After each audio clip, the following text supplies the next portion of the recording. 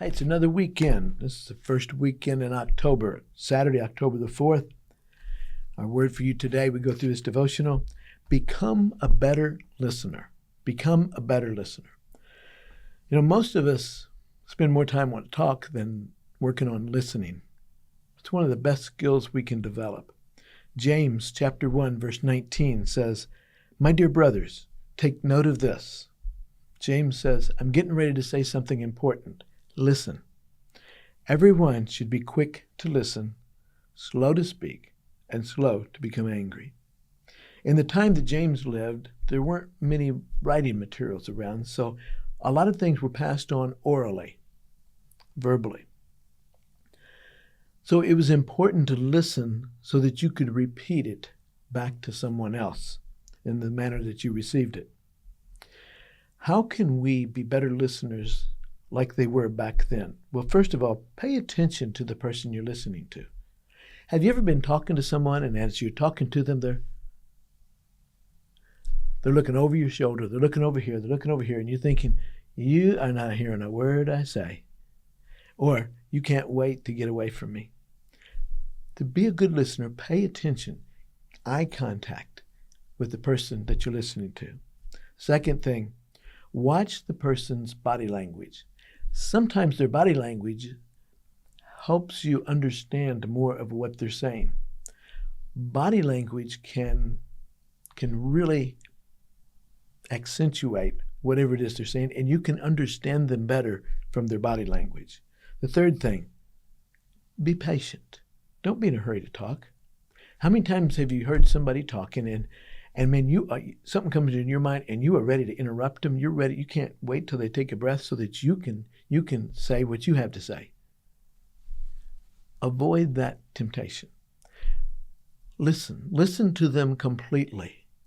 And then by then it may change what you have to say. Fourth, listen to understand. Listen to understand. Oftentimes we're just kind of hearing what they're saying, but we're not really listening to understand.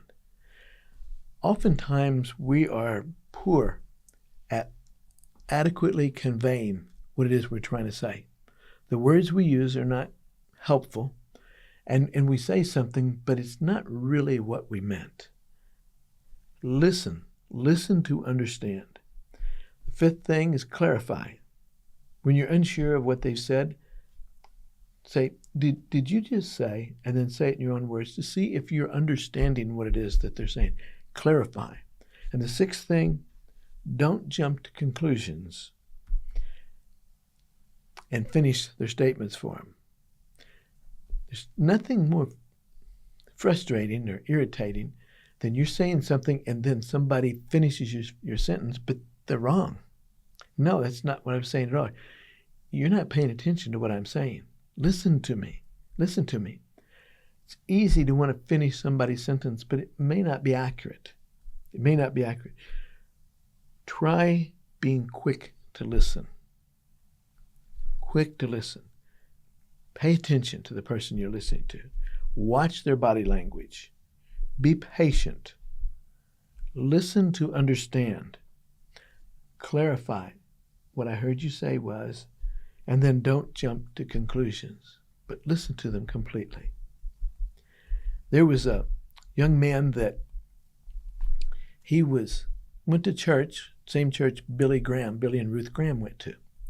One day they rode the same vehicle to go to church, and they sat in church, and coming out and got in the car and on the way back, and the man says, I about fell asleep today. That sermon was really boring. Billy Graham says, well, I actually thought it was really good. And then Ruth Graham, Billy's wife, said, listen more carefully and take notes. Well, the young man thought about that. And so the next time he went someplace where somebody was speaking, he had paper and pen, and he took notes of what the person said. And he said, I got more out of it. But not only that, because I was writing things down, I stayed awake. It made sense. It wasn't boring. And so you may go to a church that has a very boring preacher. Hope you don't. But you may do. If you do, I encourage you to do this. Take notes. See if you can't possibly find out one good thing that he has to say during that time. Become a better listener. But especially do that at home. Around the people that you live with, people that you love. Because we all deserve to be heard. Hope you have a good weekend. And I hope to see you at church Sunday.